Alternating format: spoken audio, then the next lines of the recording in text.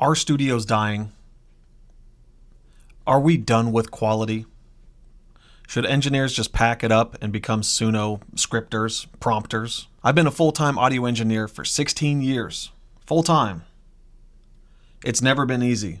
We're going to discuss what I see in the future when it comes to where we're at in the music industry and how AI is going to impact that. Oh no, we're all going to die. AI is going to take quality away and nobody cares. Let's get into it. The last video that I made, I was talking about the problems that I have with AI. And I got a pretty good amount of people that wanted to comment and weigh in their opinions and talk about what they do with AI and how they use it. And I thought that's great. I made that video talking about how AI can get better. And if somebody is using AI, the warning signs, what to look out for, what to expect, and if you go into a studio to record vocals or work with AI stuff, the kinds of things that you could expect the engineer to be dealing with. I'm not anti-AI. I'm an audio engineer, so I'm also about high quality. Why am I about high quality? A lot of people in the comments didn't really understand what I meant when I was talking about the quality side of this. So let's get into it. There is sonic perfection quality. There is 100% mix perfect quality out there.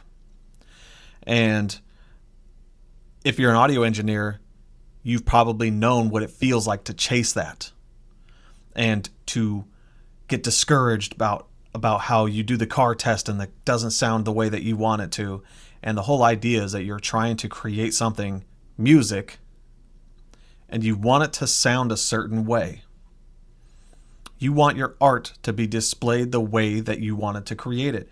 What you hear in your mind is what you want the listener to hear, and more importantly, what you want yourself to hear. From an audio engineer's perspective, when people come to me, it's not just about getting sonic perfection. It's about displaying their vision for everybody to hear. So we have all of these tools for engineering. They're all made to make things sound better. Or let's think about this a different way. They're not made to make things sound better. They're made so that you could control the sound any way that you want to get the desired result that you want. When somebody comes to me with an idea in their head, my whole job is to be able to translate that. And that's what I'm going to do. So when somebody comes to me with Suno files, there's clicks and pops in it. The tempo's randomly varying in different directions, even though the artist thinks that it's a one specific tempo. They're sitting there wondering to themselves, why is this taking so long? Why am I sitting here paying for studio time and we're just messing with the tempo? Some people bring in multiple versions of the same song and we pick the best pieces from that and put them together and create something unique that Suno didn't fully create. Some people just want to record their vocals over it. And from what I've seen, with a broader perspective, is that everybody uses AI differently.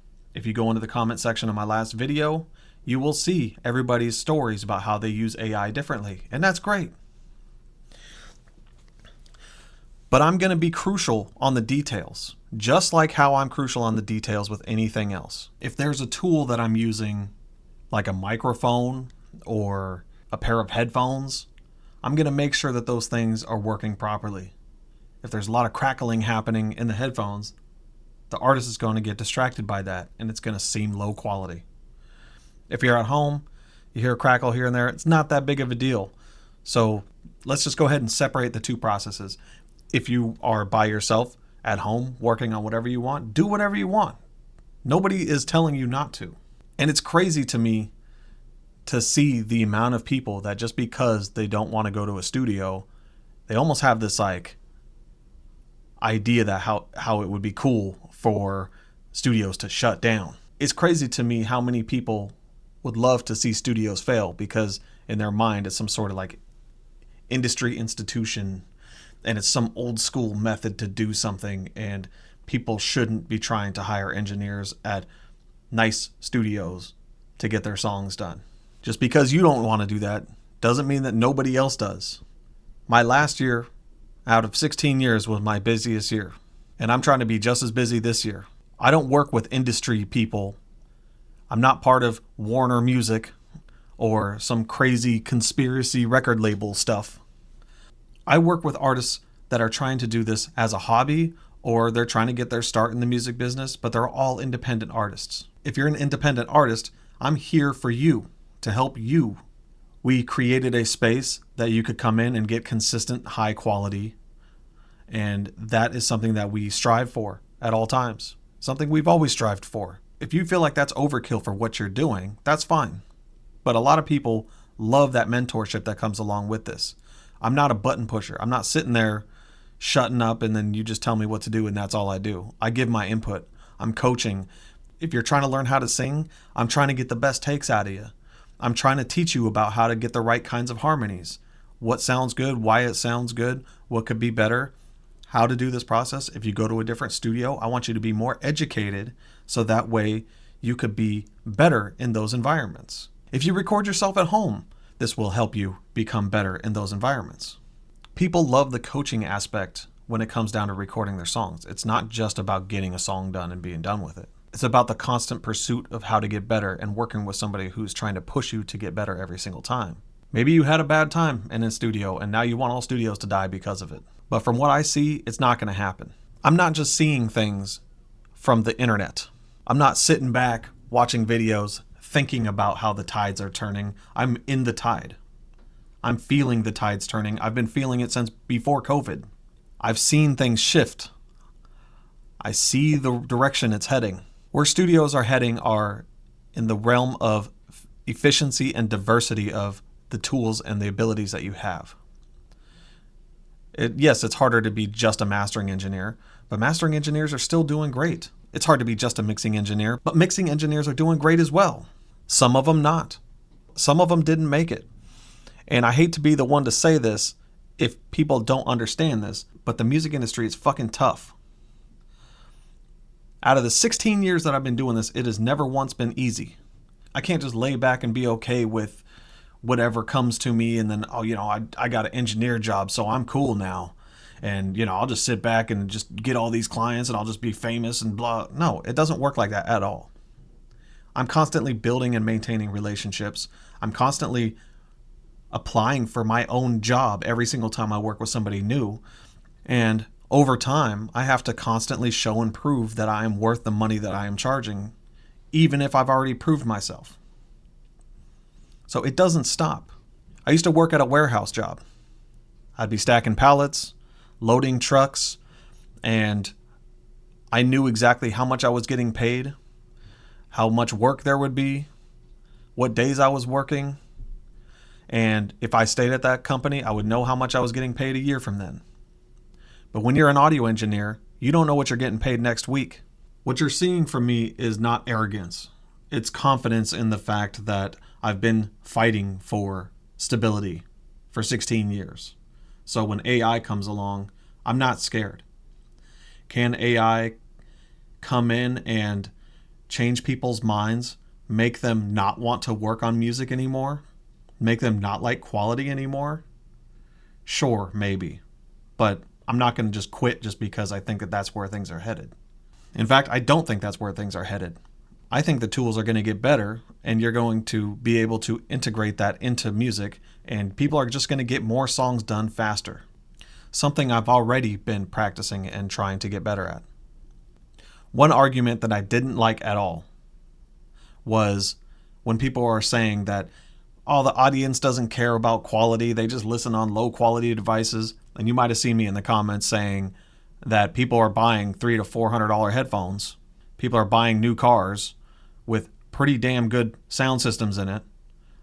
I think I had like a Toyota Celica back in the day, and it was from the 80s. The worst sound system possible. Speakers in the 90s weren't that good. The early 2000s, they were getting a little bit better. They are the best they have ever been now. Even little crappy headphones still sound better than they did back in the day. Playback devices got better. So playback quality is getting better. I wonder why that is still something that is considered relevant today. But that's not even the point. That has nothing to do with the argument of why I am critical about Suno and its lack of quality right now. And the thing I want you to think about is you as a musician should have a high standard for yourself and your music. If you're a guitar player and you have all your custom pedals that you've got. You pick a certain amp, you pick a certain guitar, and maybe even change out the pickups on it. You're going for a specific sound. So that's the quality that I'm talking about. Controllability over the sound that you are producing. And Suno doesn't give you that controllability. It could be 1950s country music, or it could be 2030s EDM. And they still have the same sonic signature. They still have the same phasey weirdness going on. It still sounds like the lowest quality MP3 you could possibly produce. People care about audio.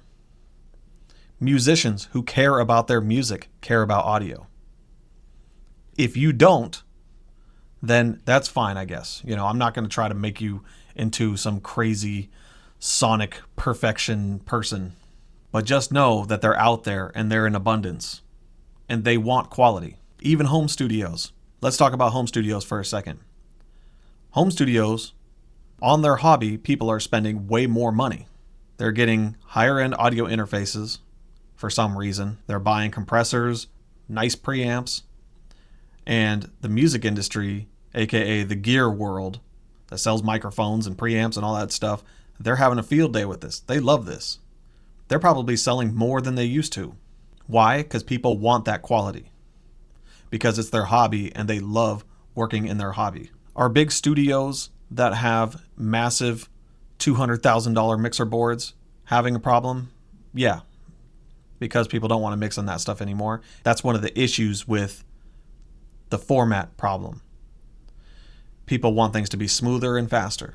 So if your studio is set up to be smooth and fast and keep up with the times, then you should be okay, especially if you're good at maintaining relationships and offering something that the average home studio doesn't. If you are a home studio that has clients, this applies to you too. This isn't like lowly level home studios and then there's this godlike recording studio up there in the heavens and you can't get to it. We're all here making music. We're all here trying to get better. We're all here trying to make a living off of music. If you want to do this just as a hobby, I say this a million times, it's fine. You can do whatever you want if it's a hobby. My advice is always going to be the same to everybody though. I want you to get better. I want you to try to get better at your instrument. If your instrument is singing or writing or playing guitar, whatever it is, I want you to get better. I want you to enjoy the process of practicing. Practice your scales. The boring, mundane practice, the discipline is what is amazing about music. The final product can be built any different way that you want. The audience doesn't really care as much about the final product. They care about how they feel while they're listening to the song. But you as a musician, somebody who is dedicating your whole life to making music, owe it to yourself. Not who cares about the audience for a second. Put them off to the side. Think about yourself. You need to get better. That's my whole point about all of this. Do it for you. Don't do it for me. Don't do it because I'm saying it. Do it because you want to. If you don't want to, then there's no use putting a comment in my comment section talking shit unless you want to boost my engagement, which clearly works. Seriously though, I appreciate everybody that commented, and it's okay to disagree with me. I love it. I love being challenged on my ideas. I got a lot of ideas and I'm very opinionated on certain things, but I try to come at AI from a very neutral standpoint, not from an extremist level. And you guys dealing with AI, if you're pro AI, you might be used to people saying that you are not a real musician and all that kind of stuff. I'm not coming at it from that standpoint. We all live in the gray area, not in the extremes. This isn't some political debate where I'm not going to get into the political debate stuff, okay? But it's not that. We don't need to be on that level when we're talking about this. The whole world has been consumed by AI. Everything that has been put online is now being scrubbed by AI crawlers and being loaded up into databases, trained, retrained. Okay?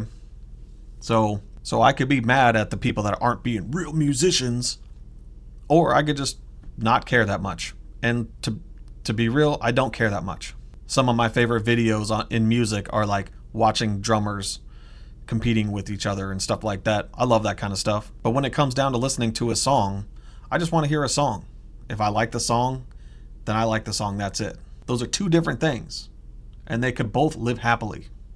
If you write lyrics and you don't know how to sing, and you don't have a band, and you don't know what BeatStars is, and you don't want to get a beat from somebody that it makes instrumentals for a living, or you don't want to get a DAW and learn how to use VSTs and MIDI and learn how to play stuff, if you don't want to do all that, then you could use Suno.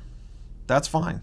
What I would say though is, in that moment, that's fine, but try to learn those things. Like, experiment with it just for fun, not even to go from not being a musician to being a musician. I don't care about that distinction.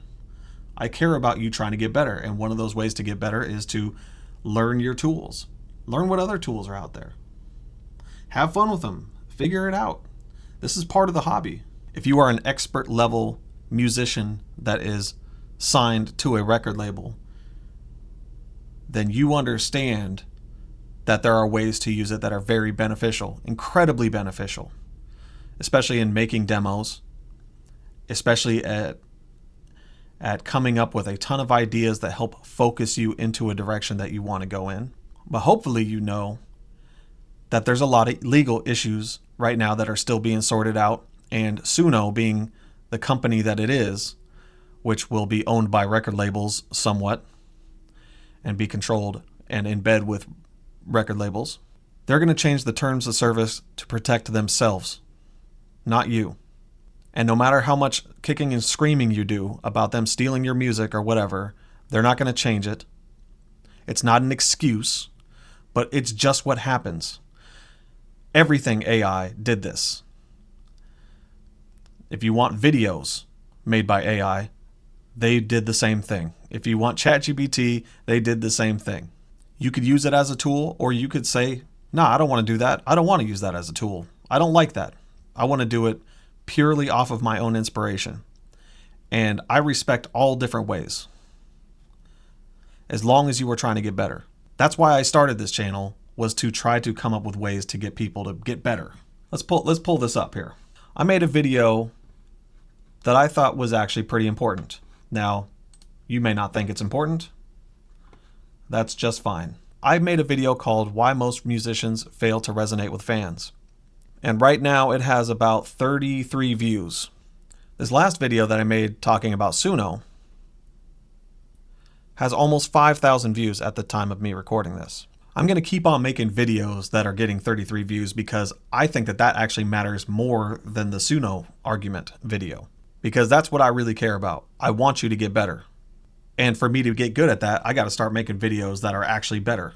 If you're making music using AI, I appreciate you. If you're making music using zero AI, I also appreciate you.